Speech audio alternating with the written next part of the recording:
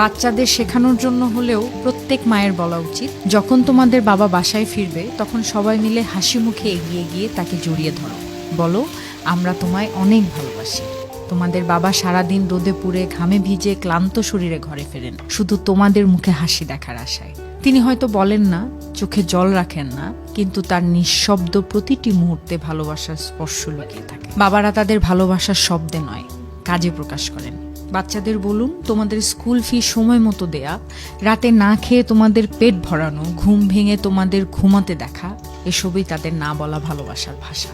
বাবা মানে হলো সেই ছায়া যিনি নিজের স্বপ্নগুলো একপাশে রেখে তোমাদের ঘরের আলো জ্বালাতে নীরবে লড়ে যান।